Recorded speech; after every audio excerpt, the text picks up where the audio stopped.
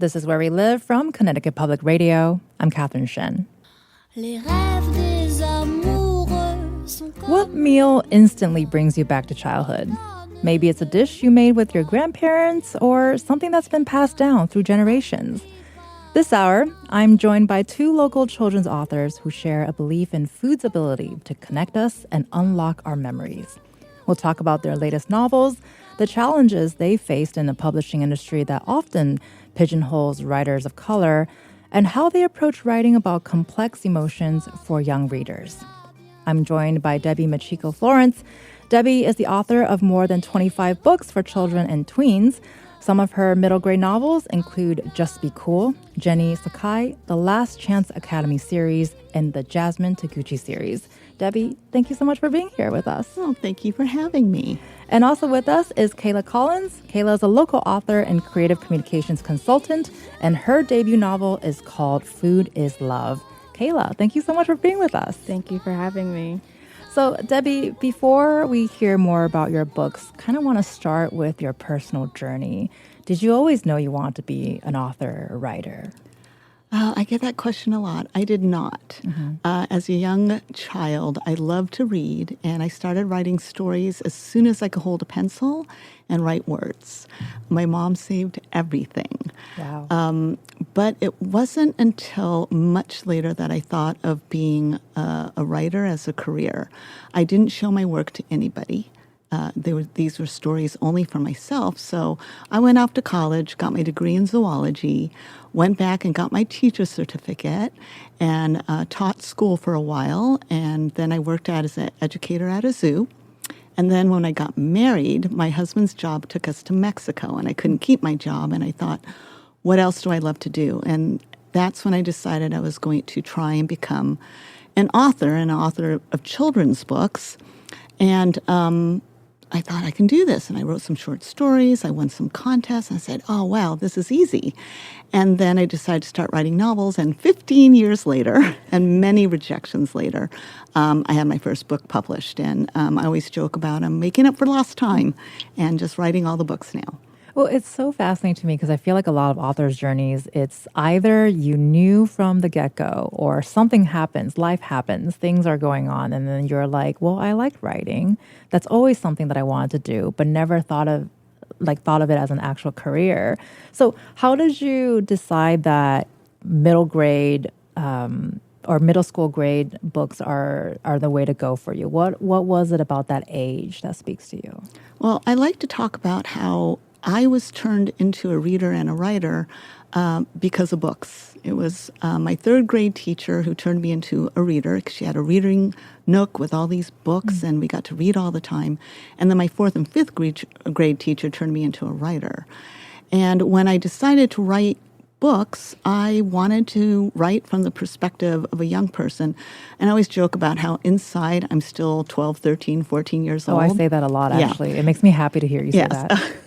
I think it's because when I look back on my childhood, those are the years that still pop out very strongly to me, all those emotions. And, between that and feeling like I really connect to that inner child of myself and the honor and the privilege it is to help turn young people into readers, that's where I put my focus. And I, to this day, when I close my eyes, I'm 12, 13, 14 years old. And I love that. Right? What about you, Kayla? Is there anything that Debbie said that resonates with you? How did you become a writer? Well, I thought it was interesting that you saw writing as something for yourself. I also felt that way. Like writing for me was always a hobby. And then it wasn't really until college. I got an editorial internship for Taste the Style, which was a lifestyle blog that transitioned into the Chill Times, which was more of a wellness lifestyle editorial hub. And then that whole thing was going with the opening of Chill House. I was an intern for Cindy Ramirez, who owns Chill House, and she was the person who told me, like, Kayla, you're a hell of a writer. And it wasn't really until she said that where it clicked in my mind, like, oh, people really like my perspective and how I package things with my words. And from there, I just took writing more seriously. It became more than a hobby. Oh, I love that. Yeah. I really liked what you said about still feeling like you're 13 inside. I feel like we don't ever leave who we are. Like there's still little parts of us, like little sparks. Like if I see a butterfly, I get excited like my 5-year-old self, or if I'm annoyed, I brood like my 15-year-old self. So it's like you don't leave those parts of you behind. They're still in there. So it's like this idea of still having that inner child, inner teenager. It's always there. That's such a great way to describe it, where different moments of your life today, you're channeling the emotions of yourself when you're a different age. Yeah. I often reference to my high school self because that's my emo period. So whenever I'm feeling a little emo, that's the time that I go to. And then because so you also, Kayla, you also wrote for children, and you have a copy of your book in front of us today. How did it feel to hold a physical copy of Food is Love in your hands for the first time? It felt amazing. Like I started off as a studio artist, so there's always this idea of being able to take nothing and make something beautiful that you can physically hold in your hands. I don't know, it's almost like an outer body experience. Like it's like you're birthing something into the world. Yeah. So being able to take something that's not tangible from your imagination and to be able to say, look, it's here in the physical world. Like it's so exciting. It is amazing that you have this, it's in your head. Yeah. And then you pour it out of you Yes. on the page. And then there's this physical thing. I always talk about how it's mine, and then all of a sudden it's not. It belongs to the reader. So now you have this book that belongs to the readers out there. Well, and then Debbie, you have so many books under your name as we speak.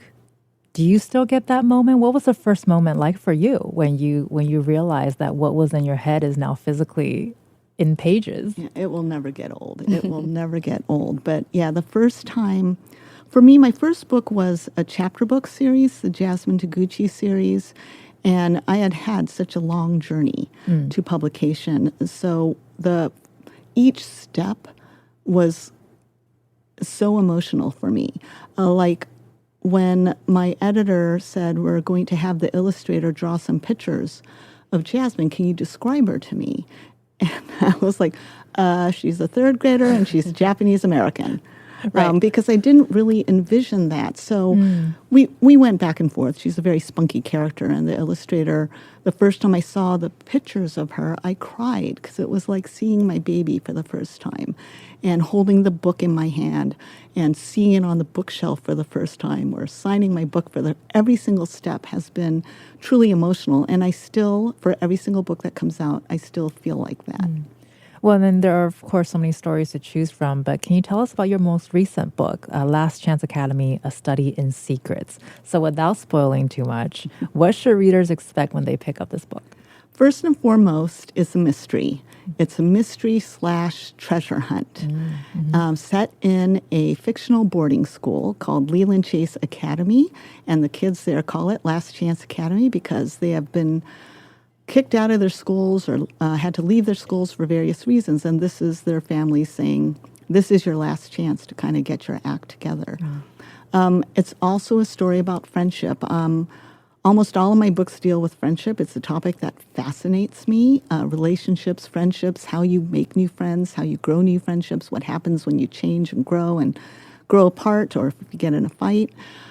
So I say Last Chance Academy is mystery, friendship, scavenger hunt. Well, and then Kayla, your debut book is called Food is Love, and we'll definitely be talking about food. But as Debbie is describing, I was just thinking your book also has relationships, and it took me on this journey that I didn't expect. So without giving away too much as well, what is it about? So at its core, Food is Love honestly really is about you and your family. What I want people to get out of this is when they read the book, they see themselves, they see their memories, they see their family. It's about the importance of keeping family traditions alive. It's a tangible way to handle grief. It's also the history of food. It talks about like actual history, how we went from homemade to pre-made, to the dinner table, to the TV table, and from the home to the drive-through. Like it's actual history of how food has changed over time. But it's really just steeped in love and family ties. And like I said, when people read this, it's really about you and your family, because you see yourself. And I've had so many people say, you know, they read it and they're like, oh, I thought about my grandmother, and, you know, I need to start doing things to keep family traditions alive. So, yeah. Well, I think the history was really fascinating, too, of how food has progressed in our relationship with food. And can you tell me more about Katori, the main character in Food is Love? Yes. So Katori is a tomboy. I was a tomboy growing up. I have an older brother, so I always played with him and his friends. But I wanted to have a character that reminded me of myself when I was younger. I felt like I was very bold, and I didn't really care too many about other people's opinions. It was just like, I was just so curious and adventurous, and I wanted to kind of put that in a character that can inspire other kids to feel brave and just curious all throughout their life. I feel like once you get older, people want you to be less curious and to not ask questions. But I think, you know, questions are so important. Discovering new things are important. And I hope that this character is someone that can instill bravery in people who read about her. Well, that's really not going to work for me since I ask questions for a living. Well, then, Debbie, because food is also a theme that weaves throughout many of your books. You know, why is that? What is it about food that you felt was important to center in a lot of your stories? Well, I think like Kayla, like your title of your book, Food is Love. I feel like that's what it is. Food is community, it's family, it brings people together, first with family and then with friendships. And also, I love to eat, and I love food. So even if my book, like for Jasmine Taguchi Mochi Queen, it's very much about food. It's about a girl who has a family, who has this family tradition of making mochi traditionally from scratch, and there's a boy's job and a girl's job, and she very much wants to do the boy's job of pounding the mochi. So mochi and food is central to the book. But even in my other books where it might not be about food, I always write about something that they love. Chocolate for Keiko Carter. She loves chocolate. There's boba tea. And I always like to describe people eating. In fact, friends always say that they get hungry reading my books. I love to write food scenes. So for me, food is just a way of bringing people together. Well, I appreciate a writer who likes to describe that, actually, because it's sort of does it progress the story? Maybe not, but there's something about it that makes the story that much more, I'm trying to find the words here, but that much more relatable, I think. And I like experiencing it too, actually, with the characters. So when I was reading Mochi Queen, which I adored, which also has a theme of bravery, I think both of you really have this common theme with your characters, is all I wanted was mochi. And I did get mochi, so thank you for the inspiration, Debbie. But that for readers who are interested, there's also a recipe for mochi in the back of one of your books, Mochi Queen, as you just mentioned. Yes. So how did you decide to include that? Well, okay, now I'm going to have to, like, true confessions of a writer here. That's what we're here for. So when I was writing the chapter book, I really wanted to be a young adult, upper middle grade author. And when I came up with the idea for Jasmine, it was Jasmine talking in my head. And I knew this story about a girl who wanted to do something before her older sister. Her older sister's bossy and gets to do everything first and be the expert. And this was an opportunity for Jasmine to be an expert before her sister, because the women in the family shaped the mochi, and Jasmine decided, if I do the boy's job, pound the mochi, I'll be the expert before my sister. So I knew that it wasn't a middle grade novel, it wasn't a YA novel, it's going to be told from a younger child's perspective, and that was either going to be a picture book or a chapter book. And I admired picture book authors so much. It would be a whole different animal, but I've been working on novels for so long, I thought, okay, chapter book, I can write. It's a shorter novel. I studied chapter books, and I figured out that 10,000 words was about the length of a chapter book. And when I wrote the story and revised the story, I just couldn't get it to 10,000. Now, as a new writer, I thought, oh no, I have to make this word count. So I'm like, I know at the end I'll have an activity and kind of an author's note thing, and I'll have a recipe. And that's why the recipe That is so genius. That's my confession. But it worked. Yes. But it worked in this concept. And Kayla, because we talk about food as so centric, obviously, to your book, as it's called Food is Love. And you talk about food, the kitchen is a really important part. And I also kind of felt like the kitchen was also a character in of itself. So why is that? What role does food serve in your story? Food is a way of honoring your ancestors and remembering your loved ones. It's also just memories. Like, even in my own life, like, there are things that I do to this day, like just rolling the lemon to get all of the juices together. That's something that's so small, so simple, but that's something my grandma showed me. And, if I have children, that small act can get passed down, and people don't realize the significance of, being in the kitchen, making those memories. It's just something that I will always remember. The kitchen plays a huge role in, I think, everyone's lives, because serving someone a hot meal is the simplest, easiest forms of showing someone that you love them. You sit down, you have conversations, you laugh, you cry, like, it's all at the table. Well, I love that you're both smiling, and I'm smiling too here, but it's because Debbie just described the sort of intergenerational processes to make mochi. But so, Kayla, you're also describing something that's intergenerational as well. So can you talk about how food is a connector in your family? Food is definitely a connector. Like, one story that particularly comes to mind is, I'm a Leo. My birthday is July 31st. So I always do like big things for my birthday. But there's this one birthday in particular, I just didn't want to do anything. I just wanted to lay low. And it's not like me, because I always, do something. And my grandmother surprised me. She brought like pans of food over. She brought some of my cousins, my aunt and my uncle. And I was so surprised. It was just a simple meal. It wasn't anything extravagant, but it was the fact that she surprised me with food. And then I still have this picture. It's my uncle, my two aunts, and my grandma all sitting at the couch with their blankets. And that ended up, I took a picture of them, and that ended up being the last picture I got of them all together living.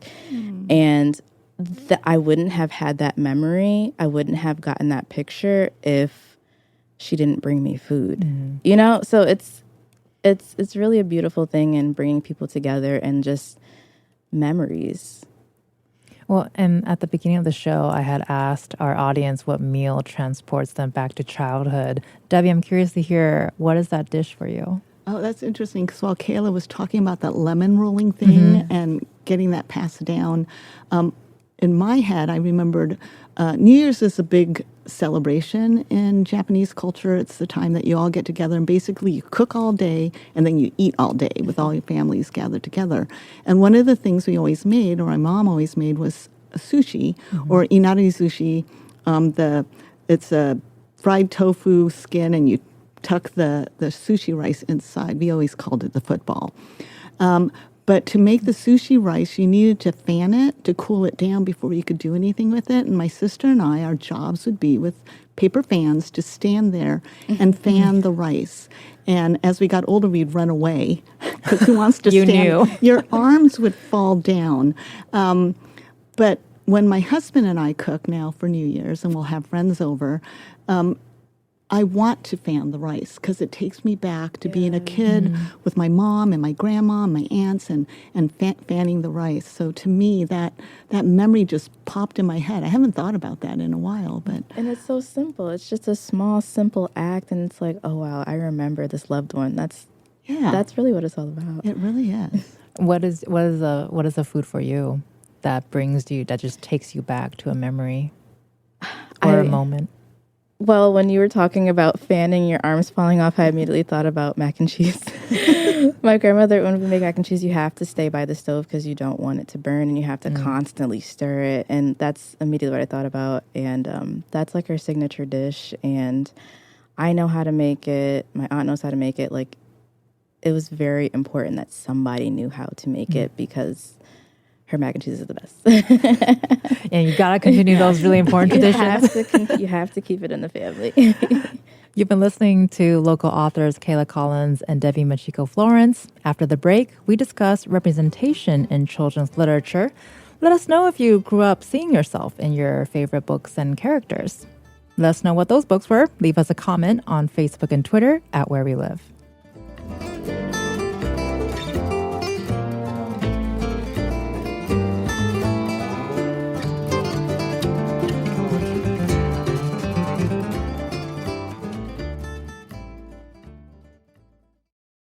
This is Where We Live from Connecticut Public Radio. I'm Catherine Shen. Are you looking for more bedtime reads for you or your children? We've got 2 local authors of children's and middle grade books for you to put on your radar and your reading list. I'm joined by Debbie Machiko Florence and Kayla Collins. So, Debbie, earlier we spoke a little bit about the importance of representation in books, and maybe especially so during childhood, when someone's growing up. Are you hoping that your books will speak to readers, especially Japanese American readers, who are looking to identify with the characters that they're reading about, or even just seeing themselves on book covers, and then they'll go grab the book? Absolutely. When I was growing up, I loved all kinds of books, particularly Judy Blume and Madeline L'Engle, and I never really saw myself in any of the books except kind of stereotypes, or I was the enemy in World War II books. And then when my daughter was born, there were more opportunities to see Asian Americans in books, Grace Lynn, Lisa Yee, Linda Sue Park. And I was like, oh, this is really great. I wish I had had that. So when it was time for me to write my stories, I really wanted to write about a Japanese American contemporary girl, very much like the child I was. I grew up in Los Angeles at a time when I had a very large Japanese American community and diverse friends. And because I grew up that way, I knew very much I was Japanese American, but didn't really, think about it too much. And it wasn't until I moved out of California and I started having these experiences of being the other, telling me I spoke English really well, or how long have I lived in this country? It just really confused me.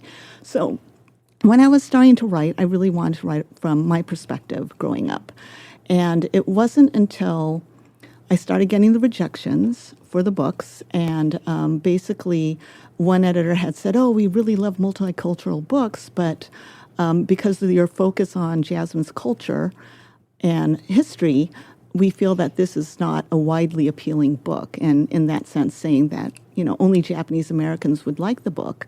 And of course, that isn't the case. And I have had Japanese Americans come up to me, adults, teary-eyed, saying that they had wished that they had had books like this when they were growing up, but they were happy to be able to hand it off to their children to read, or Asian Americans in general, or all kids, because even though that Jasmine's dealing with certain Japanese American cultural traditions, the things that she's experiencing in each book, trying to do something before her bossy older sister, having a friend be mad at her, wanting to be really good at a talent show, that's all children. And we all feel the same things. At our core, we feel all the same things, and we're all the same, humans. But I feel it's so important to be able to see yourself in the pages of a book, or see your neighbor in the pages of the book. And to know that even though we may look differently or have different cultural traditions, that we're all alike. But yes, it's so important to be able to see yourself. Well, I think it's interesting because I feel like we're at a crossroads where we are seeing more of who you need to see on those covers, the stories that you're reading. And And I feel very similar in the sense of, even though there are certain books or certain movies or TV shows that have specific cultures, but if you really look into it, there's a lot of universal themes. I mean, as we were talking about today, who doesn't love food? First of all, we actually need food. So, right? Yeah. Right? And then it's like, I'm finding it's such a super fascinating time right now to see what kinds of medias are available to all of us. And Kayla, you've written that one of your goals is to highlight protagonists of color. So can you talk about what it means to you to personally see more characters like Katori in books, and also that you can create someone like Katori for other people to read? Absolutely. Just going off what you said, it's not only important for the people that look like the characters to see them be the protagonists, but it's also important for people of other races to see them as the protagonists. It gives a better worldview. When it comes to my storytelling, I want to highlight protagonists of color without the story or the premise being about their color. There's this balance where it's like, I have to honor and have the responsibility of showcasing people that identify with the way that I look or my cultural identity in stories, and have them be the main character. But on the other side, the color of their skin or their culture isn't necessarily the point. It's really just having a very good story that people can identify with and see themselves in. I don't identify being, British or a white male, but I love Harry Potter. I could see myself in Hogwarts. Right. And, just even culturally, like right now, like with the recent movie Sinners, we got to see like the wild box office success. And I feel like that's one, because it was an original story. We're literally in remake culture right now. And two, that it just was a good story. And do you think that that's sort of part of a process of breaking barriers, especially when certain cultures somehow are seen as a monolith? But we know that I think every single culture, that does not exist. Yeah.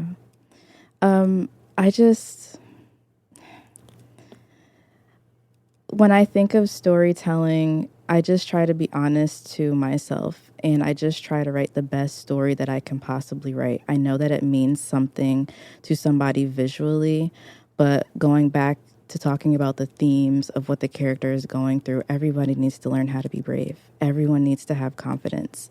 There's other things that I can't talk about because it's outside of the children's book, but like, there's just other themes that I think that so many people can gain from it.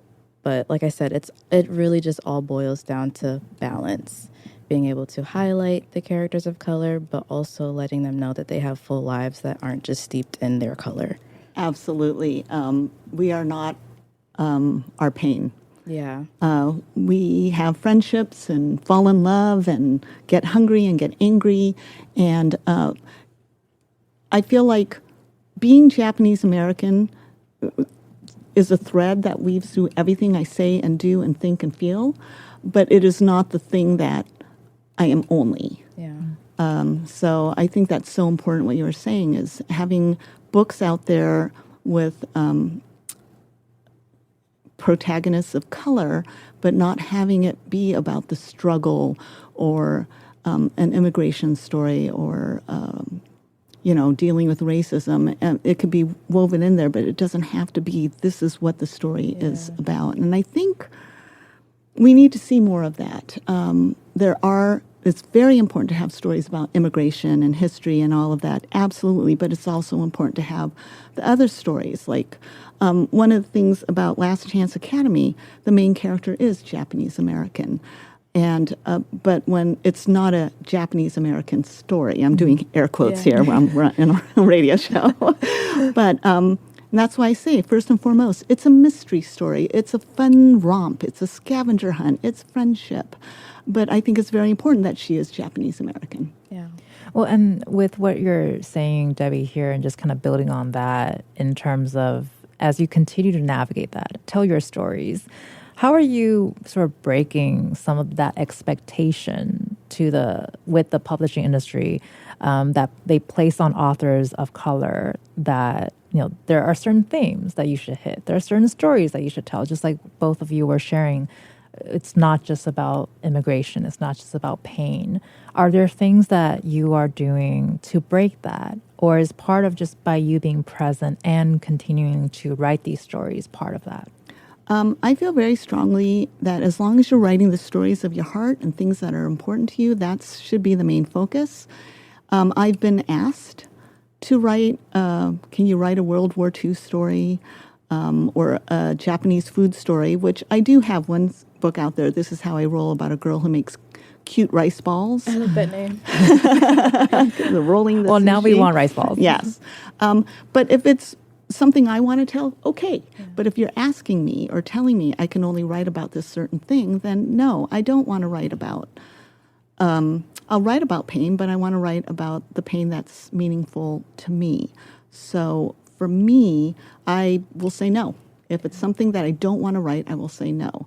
If it's something that intrigues me, I will consider it. But personally, I like better me coming up with the ideas, me writing the book or the proposal, and then my agent selling it that way. But I think sometimes it's hard for publishing to, like, how do I market this book? Sure. It's a mystery, but she's Asian. And yeah, I think that's going to be something the publishing industry at large, I think, has to do a better job of marketing stories by and about people of color or marginalized voices in an equal way to the other stories that are out there. Yeah. Well, then we're going to talk about ideas that you both did come up on your own. Is Kayla, you tackle a very heavy topic in Food is Love, which is grief. Yeah. And I was sharing earlier that it definitely took me on a journey that I didn't expect in the best way possible, but I definitely came away with it with a lot of feelings. So how did you go about making grief accessible for such a young audience? I just want to say children are a lot smarter than adults give them credit for. Mm-hmm. I feel like it's easy to stray away from difficult topics, but it really all boils down to the packaging. I'm very big into imagery, so like to give you a parallel, it's like milk. Like milk, you have your almond milk, you have your formula, you have, everyone can drink milk, but it has to be packaged differently. Everyone can talk about grief, but it has to be packaged differently so it can be digested properly.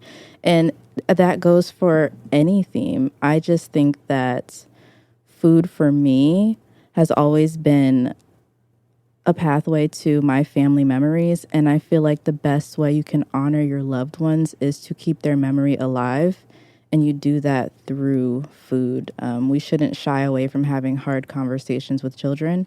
You just have to be mindful of how you're packaging it. Well, and Debbie, your character, Meg Mitsuno from Last Chance Academy, also is navigating grief. So what was your thought process in terms of incorporating that? So here's another author confession. We love these. So it's funny when people say, oh, your book is about grief or you're dealing with grief. In the beginning, when people were saying that, I was very surprised. I'm like, what? No, it's a fun romp. It's a scavenger hunt. It's friendship. But yes, Meg is dealing with the loss of her mother. Her mother has died 2 years prior to the start of the book. And why is that? You might wonder. Well, I had the idea for a scavenger hunt taking place in a boarding school, and I needed my main character to be sent to a boarding school. Why would she be sent to a boarding school? Well, I wanted her not be troubled, but why would she get kicked out of school? Oh, because she's doing poorly. Why is she doing poorly? And I keep asking my questions, and she lost a parent, and she's dealing with that, and so she's struggling in school, and then she gets sent. That's how the grief story came about. Mm-hmm. But yes, she is dealing with that throughout the story. It's not at the foremost front of the story, but it informs who she is and why she makes the decisions she's making. And like Kayla says, I think kids are smarter and more able to handle things than we give them credit for. And we deal with grief. Kids deal with grief. There's stuffed animal tears, or they lose a pet, or maybe they lose a loved one, but or best friend stops talking to them. Those are all forms of grief. And I feel like when we deal with it in our stories, it helps kids relate to it, and they can figure it out on their own. You've been listening to local authors Debbie Michiko Florence and Kayla Collins. Coming up, they give us a sneak peek into their latest works.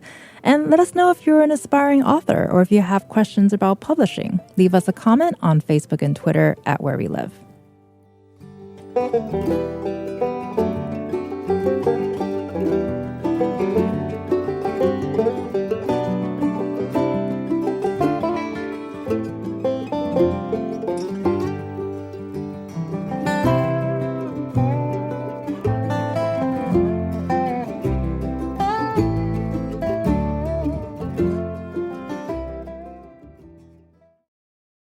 This is Where We Live from Connecticut Public Radio. I'm Catherine Shin.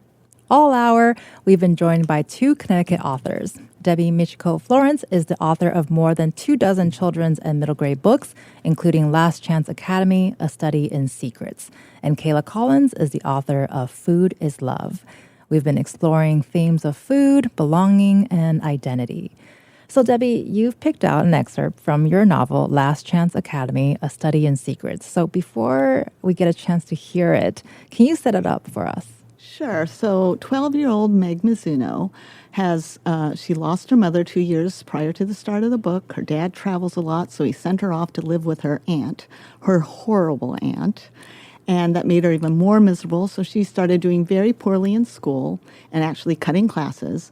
So her dad finds her this exclusive boarding school and sends her off to do better. And she feels like she's being sent away, but he's trying to help her.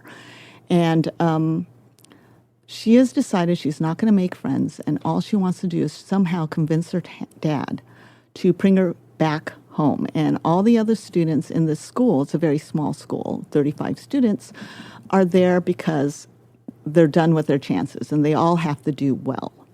And so she is just going to skate by, not get kicked out, but also not make friends. Go ahead. I crawl into bed and Sir Gray, the cat, hops up onto me. He purrs, making my chest rumble. I stroke his soft fur, happy that I at least have him. Pets don't disappoint you. Pets don't abandon you, not like people.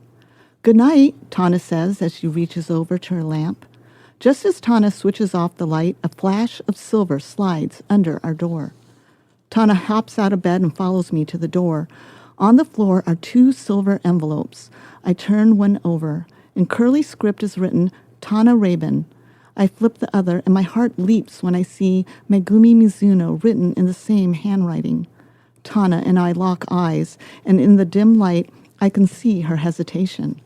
What if it's something bad? Tana says. So what? It's still interesting. I slide my fingernail under the flap of my envelope and unseal it. Inside is a stiff piece of charcoal-colored paper printed with silver ink. I skim the note.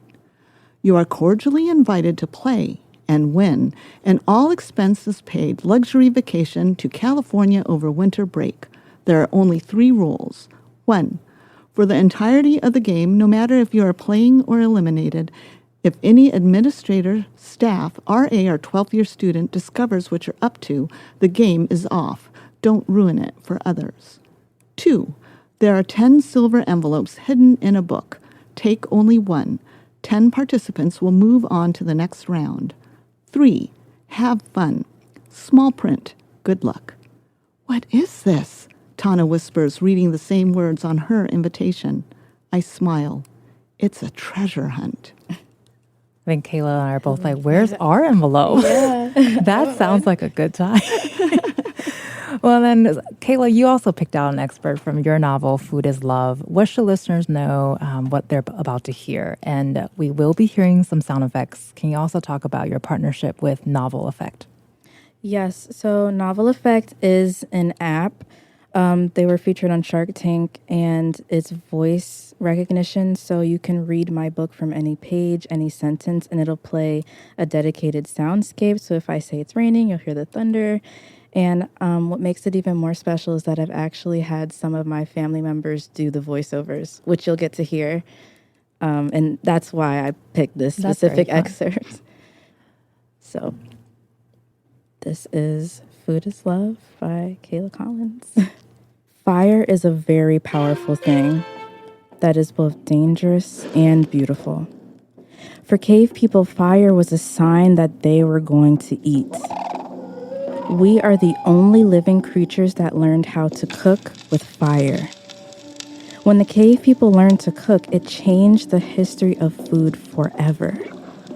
That's why, before her grandmother could finish her sentence, the cave started to tremble and rocks started to break apart. Grandma, what's happening? Run, Katori! Run! Her grandma yelled as the cave started to collapse. They ran to the end of the cave where Katori saw a small light that was coming through a hole. She started digging with her hands and moving rocks out of the way. Once she had a big enough space, she started to climb through it. When she got all the way through, she turned around to help pull her grandma out, but the cave was gone. And she was on a kitchen floor in someone's house, but everything looked odd and everything was shaped like food. Well, both of you have these amazing stories that I think listeners are going to want to pick up. Debbie, as we sort of look into the future, are you especially looking forward to anything in the coming months? I am working on new projects. I have a picture book biography coming out this November called Monster Maker, The Strange Creatures of Mark Nagata, about a Japanese-American man who makes kaiju figurines. And it's pretty awesome.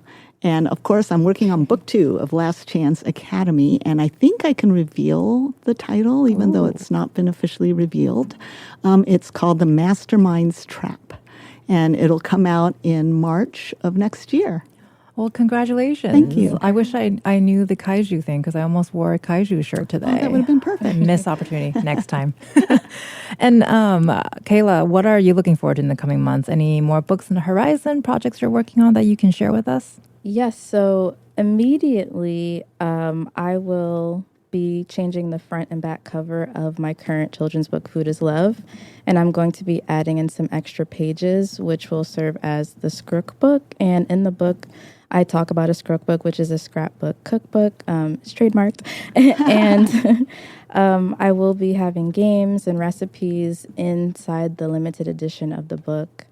For longer term, I'm actually drafting a chapter book series where Katori has a lot more adventures. I'm very excited because she's going to be getting older, she's going to be growing, and I want the readers to be able to grow with Katori. So it all starts with Food is Love and then grows into middle grade, young YA. So that's what I'm working on as far as the book front. And then I'm like a baby content creator. I just made my debut because as an author, we want to hide. Yep. But I started my TikTok channel and I'm doing something new where it's like the Anti-TV Network where every month I do a new mini show. You can follow me at Famous Storyteller TV and there'll be a new show every month. Fun. And really quickly, before I want to get to final thoughts from both of you, but in terms of incorporating sound with your storytelling, can you tell us a little bit about what that process was like? You know, why did you decide to do that? Because it's definitely a different experience hearing you read it versus reading the picture book.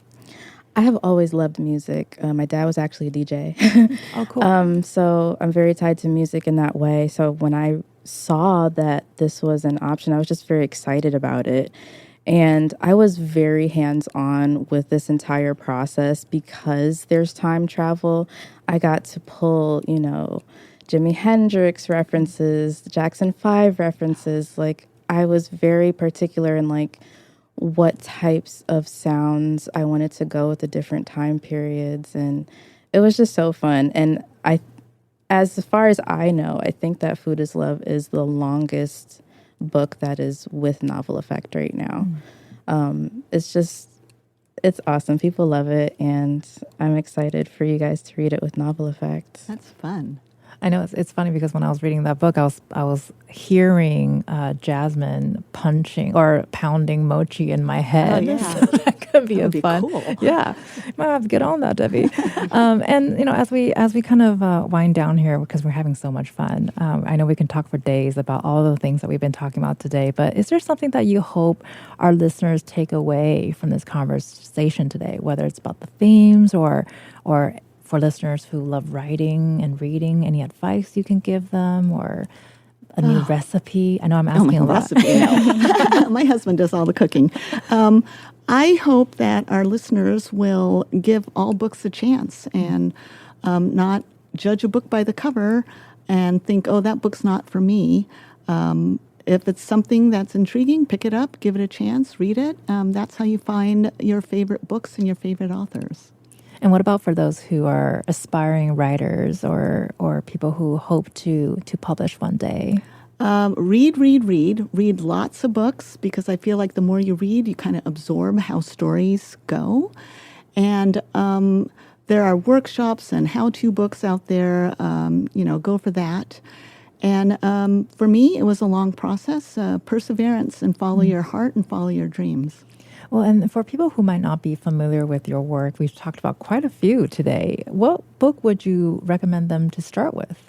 Oh, my goodness. That's like saying, who's your favorite child? I know. I try to not ask that question. I know. Well, I would say start with Last Chance Academy. It's my newest baby.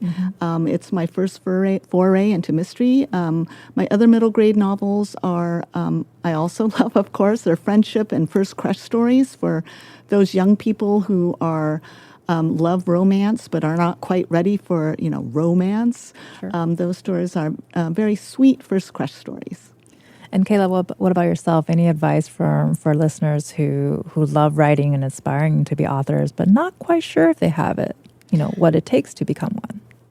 Absolutely. I was not formally trained, and I was able to publish a book. I'm fully indie. People really love the book. I think the biggest thing I want people to know if you're an aspiring writer is there's no right or wrong way when it comes to your writing process. The way that I think is very much like a detective board where there's lots of pictures and strings and pins. And sometimes you just have to be open to any and everything because you can get inspiration anywhere. And that will be like the last puzzle piece to put it all together. So just be open to conversations around you, the people that you meet, the places that you are. Pay attention to your senses. Because that can be a mode of inspiration. Like I said, there's no one right way to write. So it sounds like keep curious, right? Yeah, always stay curious. You've been listening to Kayla Collins, author of Food is Love. Kayla, thank you so much for joining us today. Thank you for having me. You are also listening to Debbie Machiko-Florence, who's the author of books for children and middle grade readers, including Last Chance, A Study in Secrets. Debbie, appreciate your time. Thank you very much. Thank you both for sharing your stories with us. And we'll link to both of their books on our website at ctpublic.org/wherewelive. So check it out. I'm Catherine Shen. Today's show is produced by Chloe Wynn. Our technical producer is Dylan Reyes. Download Where We Live anytime on your favorite podcast app. Thank you all so much for listening, and happy reading and happy writing, everyone.